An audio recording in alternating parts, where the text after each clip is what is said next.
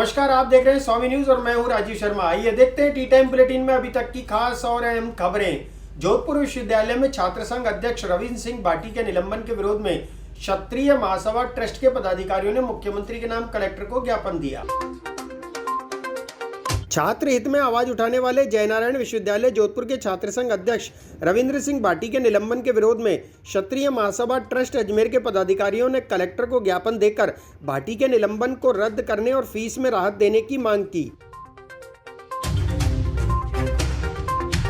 विधिक सलाहकार अखिल भारतीय क्षत्रिय महासभा ट्रस्ट अजमेर, हम ज्ञापन देने आए हैं आज कलेक्टर साहब को। एक जो अभी छात्र संघ अध्यक्ष है जिनका पूरे राजस्थान में बहुत अच्छा नाम है, रविंद्र सिंह जी भाटी, वो राजस्थान की एक बहुत बड़ी यूनिवर्सिटी है JNU विश्वविद्यालय, वहाँ के वो छात्र संघ अध्यक्ष है, जो हमेशा तन मन धन से अपना हमेशा समय निकाल के पूरे जोर तरीके से हमेशा छात्र हितों के लिए तत्पर रहे हैं। वो हमेशा छात्र हितों के लिए अच्छे अच्छे काम किए हैं। उन्होंने फीस माफ़ करवाई है। अभी कोरोना काल के अंदर जो बच्चों से अनुचित फीस ली गई उसके लिए अभी वो आंदोलनरत है। लेकिन वो क्या, अशोक गहलोत साहब मुख्यमंत्री साहब के उसी गृह जिले से हैं, तो उनको कुछ सीट का वहम है या कुछ राजनीतिक द्वेषता है, ये अशोक गहलोत साहब ही बहुत अच्छे से बता सकते हैं। अब इनको सिर्फ एक मामूली सी छोटा सा इनका मुद्दा था कि छात्र हितों के लिए जो अनुचित फीस ली गई है, जिसका लाभ छात्रों को नहीं मिला है, उस संबंधित उन्होंने मांग करी थी कि जो फैसिलिटी सुविधाएं छात्रों को मिली नहीं है, उस संबंधी जो पैसा लिया गया है वो वापस लौटाया जाए। तो इसमें अपने राजनीतिक द्वेषता देख के झूठे मुकदमे लगा के इनको फंसाया जा रहा है। इनको जल्द से जल्द रिहा किया जाए। और आने वाले मुहर्रम को लेकर जिला कलेक्टर ने दरगाह से जुड़े कमेटियों की मीटिंग ली। मीटिंग में कमेटी से जुड़े पदाधिकारियों ने मुहर्रम की रस्में अदा करने की अनुमति मांगी। अजमेर जिला कलेक्टर ने आने वाले मुहर्रम को लेकर मीटिंग रखी। मीटिंग में दरगाह शरीफ से जुड़े खादिमों की अंजुमन कमेटी, यादगार कमेटी, दरगाह कमेटी, अंदरकोट पंचायत के लोगों ने कलेक्टर से मांग रखी कि मुहर्रम की रस्में अदा करने की अनुमति दी जाए। इस संबंध में जिला कलेक्टर ने सभी को आश्वस्त किया कि आपकी बात आगे सरकार तक पहुंचा दी जाएगी।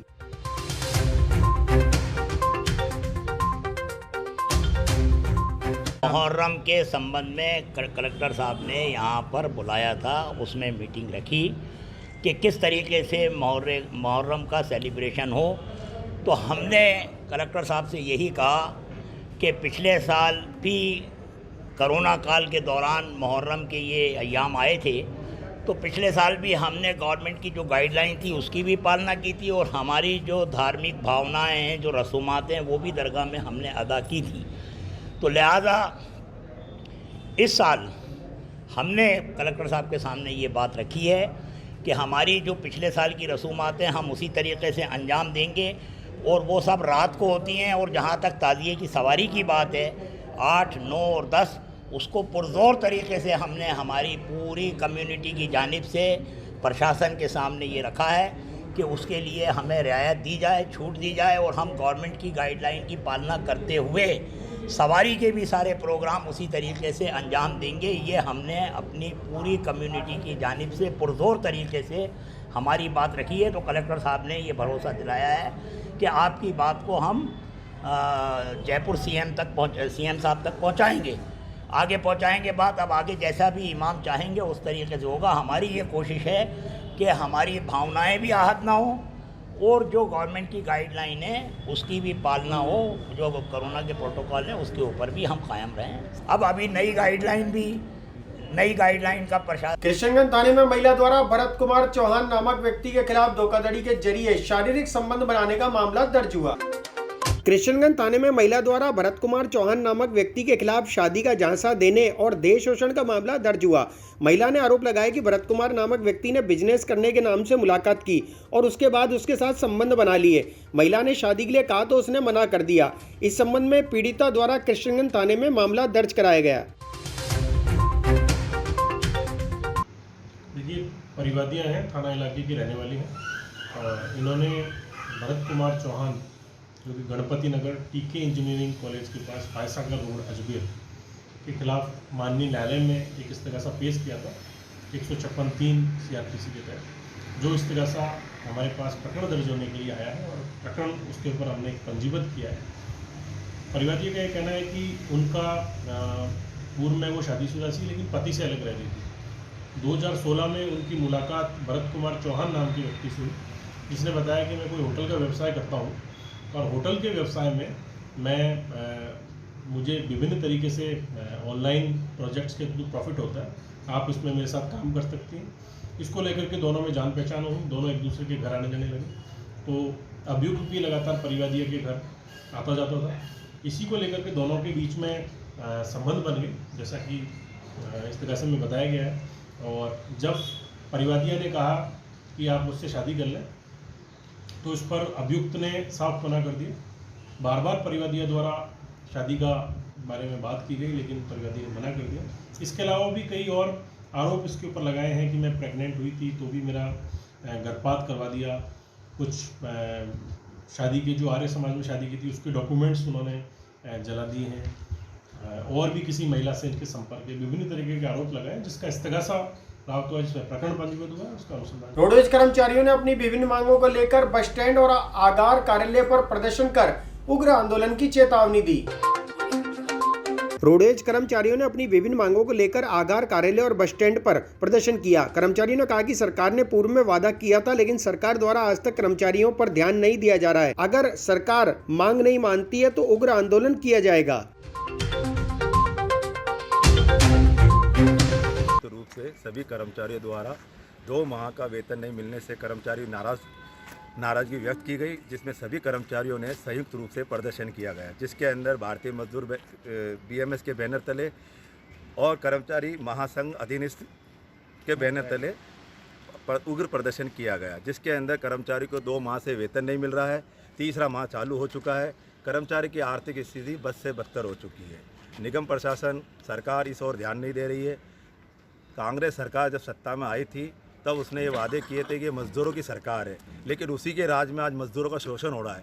2-2 महीने से वेतन नहीं मिल रहा है। कर्मचारी की घर की स्थिति बद से बदतर होती जा रही है। ना ही हमारे डिपार्टमेंट में वेतन आयोग लगा है, जबकि अन्य विभाग में वेतन आयोग का लाभ परिलाभ दे दिया गया है। हम निगम प्रशासन और सरकार से ये मांग करते हैं कि जल्द से जल्द कर्मचारी की समस्याओं का समाधान करें, अन्यथा कर्मचारियों को मजबूरन होकर सड़क पर उग्र आंदोलन करना पड़ेगा, जिसकी समस्त जिम्मेदारी प्रशासन की होगी।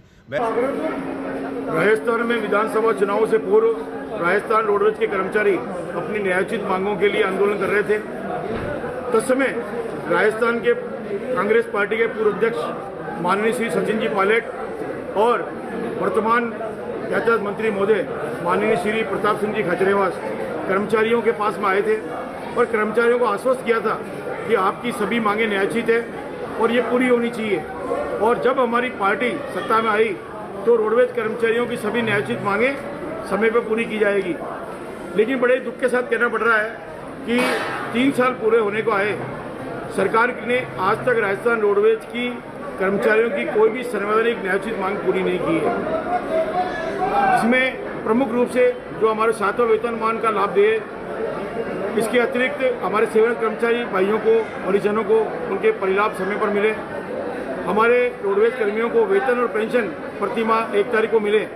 इस तरह की जो प्रमुख मांगे थी वो आज तारीख तक निरंतर चल रही हैं और बड़े दुख के साथ कहना पड़ रहा है कि आज 2 महीने का यानी माह जून 2021 और माह जुलाई 2021 का जो वेतन है वो रोडवेज कर्मचारियों को आज दिनांक तक नहीं मिला है।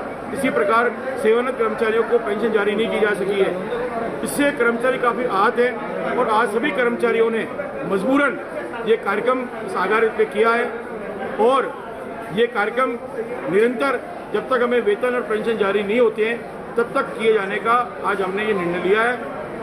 आज राजस्थान परिवहन निगम संयुक्त कर्मचारी फेडरेशन संपूर्ण भारतीय मजदूर संघ के कार्यकर्ताओं द्वारा भोजन अवकाश के समय पेंशन और सैलरी को लेकर प्रदर्शन किया गया है। कारण कि 2 माह व्यतीत हो चुके हैं लेकिन न पेंशन दी है और न ही सैलरी दी गई है। इससे पूर्व पेंशन और सैलरी के लिए भारतीय जनता पार्टी की सरकार द्वारा 45 करोड़ रुपए प्रति वर्ष इसके अनुदान के रूप में दिए जाते थे, जो कि इस सरकार द्वारा घटा के मात्र 200 करोड़ रुपए दिए जाते हैं, जिससे ये परेशानियां उत्पन्न होती है। दूसरी तरफ राज्य सरकार प्राइवेट को लाभ में लाने के लिए ऐसे कदम उठा रही है और संयुक्त मंत्रालय कर्मचारी सभी मिलकर आज आंदोलन कर रहे हैं। राज्य सरकार को हम चेताना चाहते हैं कि हम लोग रोडेज कर्मचारी जो है इतना बदतर हालत हो गई है कि 1 तारीख को वेतन नहीं, 2 महीने हो गए इस सरकार, 2.5 साल हो गए इस सरकार को आए हुए। रोडेज का कोई विकास नहीं, केवल बसें दी है, मगर कर्मचारियों की समस्याएं वह की वही है, बदतर से बदतर हालत हो गई है। राज्य सरकार से मैं ये निवेदन करना चाहता हूँ कि इस डिपार्टमेंट को राज्य सरकार में ले ले, हमें मुक्ति मिले। हमारा शोषण हो रहा, हम लोग मजदूर आदमी कहाँ जाएं, किसके सामने जाएं? कोरोना टाइम है, कोरोना टाइम में स्थितियाँ ऐसी खराब हो गई है हम लोगों की, सबकी मजदूर भाइयों की, कि बदतर लोन की किस्तें तक नहीं चुका पा रहे हैं, परचूनी का सामान नहीं दे पाए हम लोग, परचूनी वाला पैसे मांगता है वो नहीं दे पा रहे हैं। हमारी हालत इतनी गंभीर है। मैं प्रताप जी से निवेदन करता हूँ कि हमारी समस्या का सॉल्व करें, समाधान करें, 1 तारीख को वेतन सुनिश्चित करें। 7वां वेतन, आज 7वां वेतन सभी डिपार्टमेंटों में लग गया है, मगर हमारा निगम 7वां वेतन से बिल्कुल वंचित है। मेरा निवेदन है MD साहब से, प्रताप खाचरियावास साहब से, मुख्यमंत्री गहलोत साहब से निवेदन है कि हमारे डिपार्टमेंट पे ध्यान दें, हमारी कर्मचारियों की समस्याएं सुने, कर्मचारियों के समस्या को सॉल्व करें। निगम जेएलएन अस्पताल कार्यालय कर्मचारियों ने नर्सिंग कर्मियों के द्वारा धक्का मुक्की और गाली गलौज करने का आरोप लगाते हुए कार्य का बहिष्कार किया।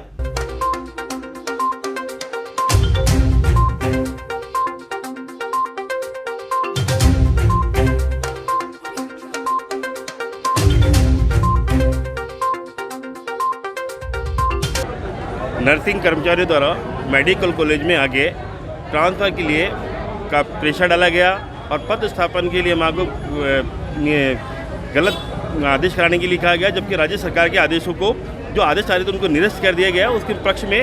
और नैतिक अवकाश मतलब इन्होंने कॉलेज परिसर में आके मेन गेट को, मुख्य दरवाजे को बंद कर दिया गया, भद्रवा किया गया, गाली गलौज की गई, हमारे को कार्य नहीं किया गया, राजकार्य में बाधा उत्पन्न की गई है और हमने हमारे प्रधानाचार्य महोदय को इस बात से अवगत करा दिया गया और उनको जब तक नियमों से कार्रवाई नहीं हो जब तक हम पेन डाउन हड़ताल रखेंगे। जो नर्सिंग स्टाफ का ट्रांसफ़र हुआ है राज्य सरकार के आदेशों के क्रम में, वो बिना उसके रिलीव होना चाहते, जब प्रिंसिपल ने रिलीव नहीं किया उसके बगैर भी रिलीव होना चाहते हैं और उनके रिलीविंग के आदेश निरस्त किए जा चुके हैं। उसके बाद भी वो बैक डेट में रिलीव होने के लिए कर्मचारियों पर दबाव बना रहे हैं, बदतमीजी कर रहे हैं, स्टाफ के साथ धक्का मुक्की कर रहे हैं और सब जो भी कर्मचारी काम कर रहे हैं उनके पीछे हाथ धो के पड़े हुए हैं कि किसी भी किसी से हमें को बैक डेट में रिलीव किया जाए, जबकि हमारे अधिकारियों ने हमें को मना कर दिया है। जब अधिकारी कहेंगे तभी हम रिलीव करते, बैक डेट में रिलीव करना कोई नियम में नहीं है। फिलहाल इस बुलेटिन में इतना ही, मुझे दीजिए इजाजत। अगले बुलेटिन प्राइम टाइम में आपके सामने फिर उपस्थित होंगे, तब तक देखते रहिए स्वामी न्यूज। जय हिंद, जय भारत।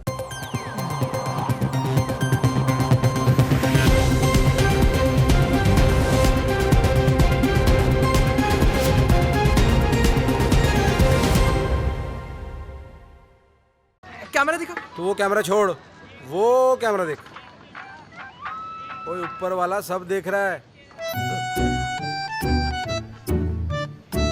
Sorry sister. चलो brother. CP+ HD security cameras, ऊपर वाला सब देख रहा है। कमला वो देख, ऊपर वाला सब देख रहा है। CP+ HD security cameras. नानी तेरी मोरनी को मोर ले गए, जो बचा था काले चोर ले गए। जंगलियों, जंगल में मोर नाचा, सबने देखा वो देखो CP+।